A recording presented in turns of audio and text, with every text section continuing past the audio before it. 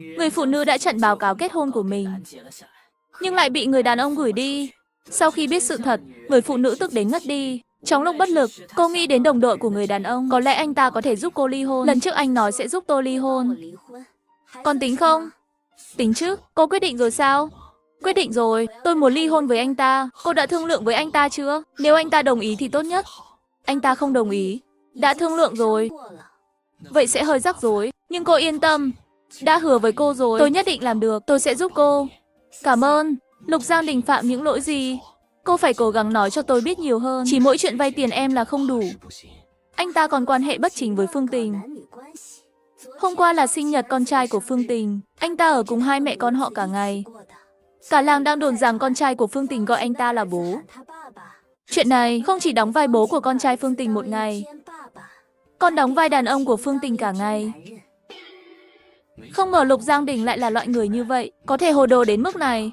Có một người vợ xinh đẹp như vậy, không biết giữ gìn, lại dây dưa với một của phụ. Anh ta nghĩ gì vậy? Lục Giang Đình này đúng là không nhìn ra.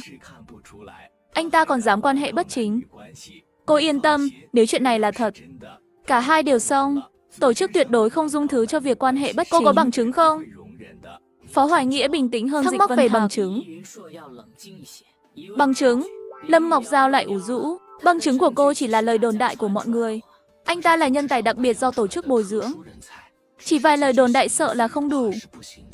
Mặc dù tổ chức không dung thứ cho loại chuyện này, nhưng cũng sẽ không tùy tiện quy tội cho anh ta. Tôi hiểu rồi, tôi sẽ tìm bằng chứng. Đúng lúc này, Diệp Liên xông vào. Vừa thấy Lâm Ngọc Giao nằm trên giường đã đau lòng không chịu được. Ngọc Giao à, con sao vậy? Mẹ, con không sao. Họ nói nhìn thấy Lục Giang Đình cõng con đi. Đúng vậy, con ngất đi. Sao lại ngất được?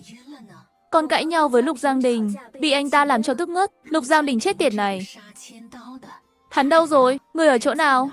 Con không biết. Tỉnh dậy đã không thấy hắn. Để mẹ hỏi bác sĩ. Diệp Liên hùng hổ xông ra ngoài. Một lúc sau, cô lại hùng hổ trở về. Tên chết tiệt này, liền tiền thuốc cũng không trả cho con.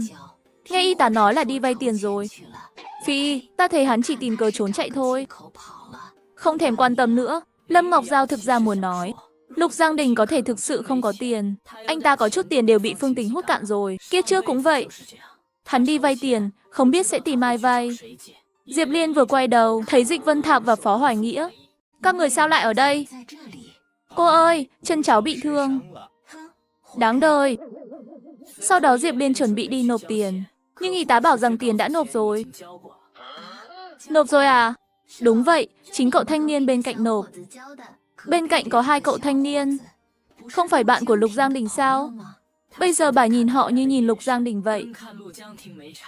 Trở về, Diệp Liên tức giận chất vấn. Có phải các người nộp tiền không? Ừ, vừa nãy giúp bạn nộp tiền, tiện thể nộp luôn. Các người lấy đâu ra tiền? Tiền quà tặng không phải tiết kiệm được sao? Chỉ 20 tệ thôi mà. 20 tệ của các người nhiều ngày chưa tiêu hết à? Hừ, đừng ở đây giả vờ diễn kịch nữa. Một người đóng vai ác, một người đóng vai tốt. Muối bà ăn còn nhiều hơn gạo các người ăn. Chuyện này nghĩ ta không nhìn ra sao? Đưa đây, bà không thiếu mấy đồng này của các người. Nói xong, bà rút ra 10 tệ ném lên người Phó Hoài Nghĩa. Sau đó đỡ con gái đi mất. Lâm Ngọc Giao nghĩ, còn nên nhờ bọn họ giúp đỡ không? Việc này khiến cô hơi lúng túng. Nhưng khi thấy mẹ mình vẻ mặt hung dữ, cũng không dám nói đỡ cho họ. Cười xin lỗi một cái rồi đi mất. Họ vừa đi, Phó Hoài Nghĩa liền trừng mắt nhìn Dịch Vân Thạc. Ta nói đúng chứ? Hừ, cậu đúng. Anh ta trực tiếp cầm 10 tệ, ném lên người Dịch Vân Thạc. Quay người bỏ đi. Này, cậu đi đâu vậy? Về nhà trọ. Ê, cậu đi rồi tôi phải làm sao đây? Tôi muốn đi vệ sinh. Cậu nhảy lò cò bằng một chân đi. Diệp Liên và con gái vừa ra khỏi bệnh viện thì gặp Lục Giang Đình đã lấy được tiền. Trở về, Diệp Liên mắng chửi anh ta một trận, đẩy con gái lên yên sau xe đạp rồi bỏ đi. Lục Giang Đình thấy vậy, cứ chạy theo phía sau xe đạp. Chạy mãi đến tận cổng nhà họ Lâm. Tôi thực sự không bỏ mặc Ngọc Giao. Tôi chỉ đi vay tiền thôi. Xem này, đây là số tiền tôi vay được. Cô à, cô cầm lấy đi. Anh ta nhét tiền vào tay Diệp Liên. Diệp Liên trực tiếp ném xuống đất. Ai cần tiền bẩn của cậu? Hừ, tôi chẳng có phúc lớn như vậy để làm mẹ cậu đâu. Đừng gọi lung tung, kẻo hủy hoại danh tiếng của con gái tôi. Dịch Dương, mấy ngày nữa tôi sẽ trở lại đội ngũ. Cậu đi cùng tôi nhé. Phi, cậu mơ đẹp đấy. Diệp Liên trực tiếp cầm chổi đánh anh ta.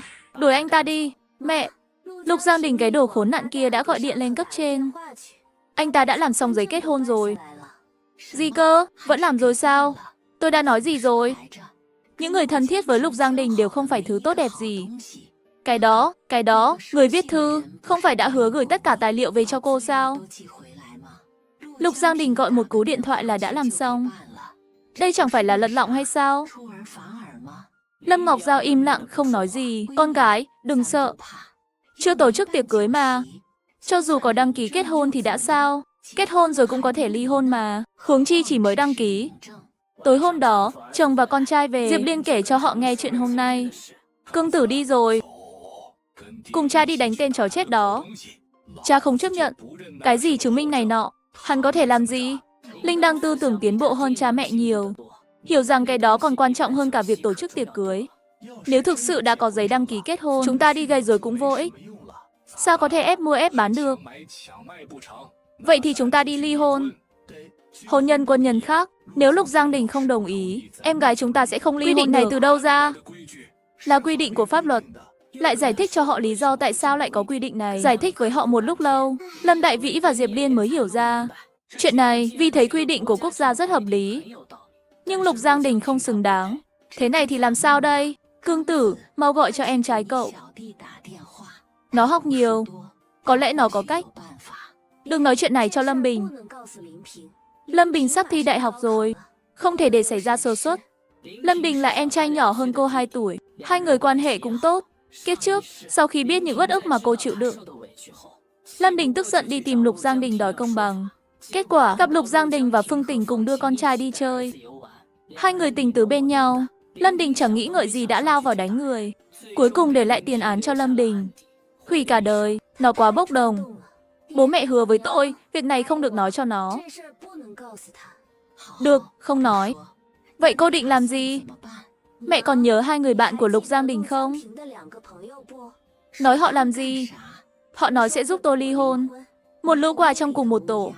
Hừ, tôi không tin họ có thể giúp cô. Không phải đâu, phần lớn quân nhân đều rất tốt.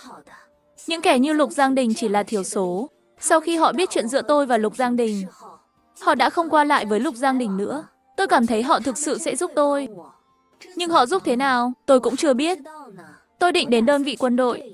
Lục Giang Đình vài ngày nữa sẽ trở về. Tôi sẽ đi cùng anh ta. À, cô muốn theo quân đội à? Không phải, tôi đi để ly hôn với anh ta. Vậy cô đi một mình à? Vạn nhất anh ta bắt nạt cô thì sao? Không đâu, ở nơi đó. Chỉ cần tôi không đồng ý, anh ta không dám.